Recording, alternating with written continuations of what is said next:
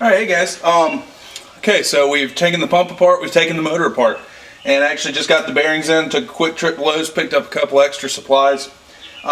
Used a little, used a 6-inch 3-jaw puller to go ahead and pull the old bearings off. What this does is the 3 hooks go around the bearing there, and the center piece there pushes on the shaft of the motor, pulls that bearing right off.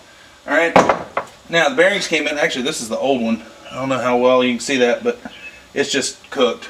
So, alright, so the new bearings came in. I've already got the rear one set there. Much nicer feel to it than the old ones. And get the other one out. Here, let's see. Alright, so it comes in a little plastic baggie. Open that up. Alright, I went to Lowe's. These are 10mm shaft bearings. Picked up a M10 washer, okay, and a piece of, I guess this is a 3/8 inch black pipe nipple. Alright, so set the bearing, and you can see there's a stop, there's a little lock ring there that'll stop the bearing so you don't want to pound down on that too bad. Slide the bearing down until you get it set on there, and then set the M10 washer on top, try to keep it centered. The reason for this is to make sure the load from the pipe nipple goes to that inner race and not the seal. You want it loaded up against that piece of metal against the shaft, not the black part. So the washer, because that black plastic part's a little bit recessed, that washer helps keep that load on that metal piece. Okay, and then just set the pipe nipple over it, try and keep it as centered as you can. And let's see, where's my hammer here? Right up here.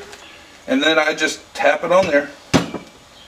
Just real gentle until you feel it hit that lock ring. Okay, check it. Now I still got a little bit further to go. Alright. Still got a little bit further to go.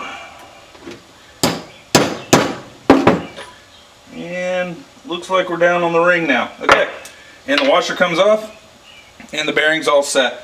We're ready to go. We're ready to load this thing back in the motor.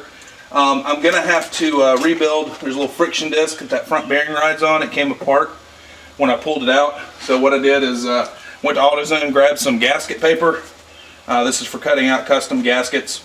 And what I'll do is I'll trace the inside piece of that bearing on there and put that in the front motor housing piece in that race there to keep it from rubbing against the motor.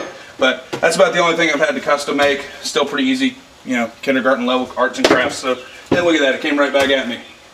Okay guys, so now we're ready to put it back together. I'll shoot another video when we get it working. Thanks.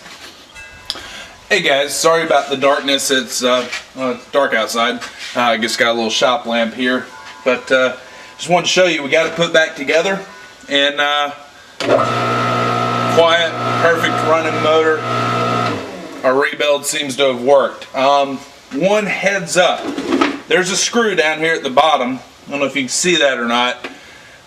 There's a nut that fits in a shaped plastic recession in this piece here that holds the, if you go back and look when we took it apart, you have to mount this to the motor before you can put the impeller on.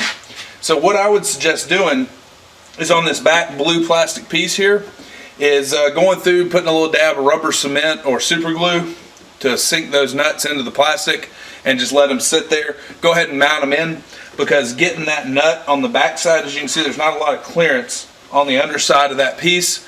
I actually had to put a little bit of rubber cement on my finger and get the nut back up in there to keep it on my finger until I got it into the little the recession to hold it, and hold it there until I got the bolt in. So real pain in the butt, but if you put those nuts in before you put the motor back together, because by the time I got there I realized I was going to have to take the all the wiring loose, take the housing off, take the fan off the back, and just to get the impeller off, to get this blue plastic piece back off to do that. So if you do that before you put it back together, it's going to save you a lot of headaches. And took me about 15 minutes to figure out how to get that one single bolt there in the bottom of the front facing. So anyway, gonna go ahead and put the strainer bucket back on, and once it quits raining, I'm gonna go put this thing back in the pool. So or beside the pool rather.